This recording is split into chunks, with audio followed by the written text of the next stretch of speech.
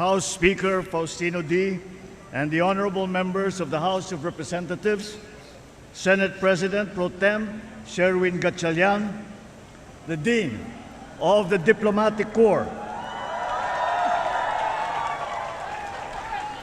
the Dean of the Diplomatic Corps and the Apostolic Nuncio to the Philippines, the Most Reverend Charles John Brown, and the Excellencies of the Diplomatic Corps, honorable members of the Cabinet, Manila City Mayor Isko Domagoso, AFP Chief of Staff General Romeo Browner and the Major Service Commanders, PNP Chief General Jose Melencio Nartates Jr., Philippine Coast Guard Commandant Admiral Ronnie Hill Gavan, First Lady Luis Araneta Marcos, my fellow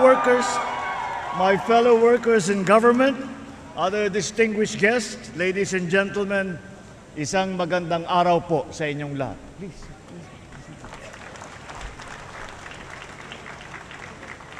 Sa araw na ito, ginugunita natin ang ika-128 anibersaryo ng Proklamasyon ng Kalayaan ng Pilipinas. Sa loob ng lampas 300 taon, naging kolonya ang ating bansa.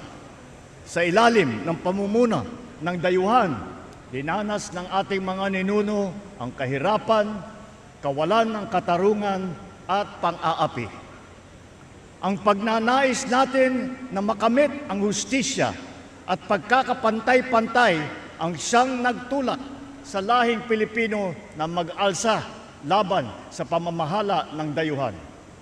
Sina Tamblot, Sumuroy, Daguhoy at Diego at Gabriela Silan ay ilan lamang sa mga naunang lumaban sa mga dayuhan. Ang pag-aalsa sa Bohol, sa Pidig, Ilocos Norte, sa Cavite ay senyales ng mga magting na pagnanais ng ating mga ninuno na maging malaya. Subalit, dahil sa pagkakahiwa-hiwalay at kawalan ng isang layunin, hindi sila nagtagumpay. Sa ilalim ng katipunan, nagawa ni Gat Andres Bonifacio at ng mga katipunero na pag-isahin ang bayan tungo sa isang adhikain at isang laban. Ipinagpatuloy ni General Emilio Aguinaldo ang pakikibaka at tangan lamang ang pananampalataya, pagmamahal at kabayanihan, itinaas ang ating watawat sa Kawit, Cavite na makasaysayang araw noong itong 1898. Dito, ipinahayag natin sa buong mundo ang hangarin nating mamuhay bilang isang malaya at nagsasariling bansa. Mula sa araw na yun, itinatag natin ang Republika ng Pilipinas. Naitayo natin ang mga institusyon na nagsisilbi sa mamamayan at nabigyan tayo ng pagkakataon hubugin ang ating kinabukasan.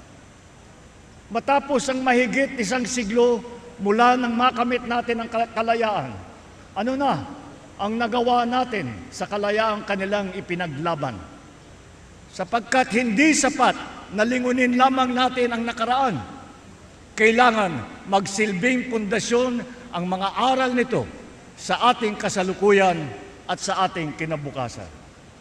Ang ating kasaysayan ay nagturo sa atin na sa pagkakaisa lamang makakamit ang kasarinilan.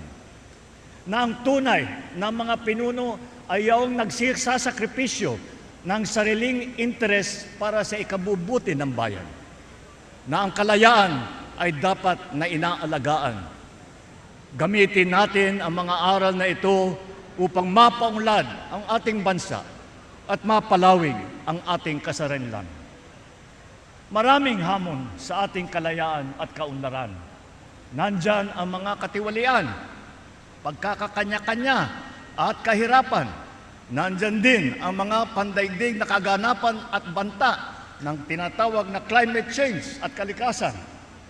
Ngunit sa kabila ng mga ito, nananatili ang aking paniniwala at pag-asa sa galing, sipag at kabutihan ng ating lahi, ng lahing Pilipino. Sa maraming pagkakataon na ipakita natin ang ating kakayahan na manindigan para sa tama, na magmalasakit sa kapwa, na bumangon sa harap ng pagsubok. Lalo na sa panahon ng kalamidad, na ipapakita natin ang ating pagkakaisa, pagtutulungan at ang ating malasakit. Sa bawat Pilipino, ito ang aking panawagan. Huwag po tayong mapagod na mahalin, piliin at ipaglaban ang Pilipinas. Ipalalim natin ang ating kamalayan, maging mapanuri sa katotohanan. Gamitin natin sa tama ang ating kakayahan, hindi sa masama. Lumaban ng patas sa araw-araw, huwag pagsamantalahan ang pinagpaguran ng iba. At piliin natin ang ikabubuti ng bayan laban sa interes ng iilan. Kung mananatili tayong tapat sa mga adhikaing ito, matitiyak tayong magmamana ang mga susunod ng henerasyon ng isang bansa na mas matatag, mas makatarungan at mas maunlad. Tandaan natin na ang kapayapaan, kasarinlan at kalayaan na ating tinatamasa sa ngayon ay tinubos ng dugo ng mga nauna sa atin. Naway magsilbing bigkis ang ating bandila, ang ating pambansang awit at ang ating pagka-Pilipino sa pagbuo ng isang bagong Pilipinas. Maraming salamat po. Mabuhay ang ating mga bayani. Mabuhay ang sambayanang Pilipino. Mabuhay ang Republika ng Pilipinas.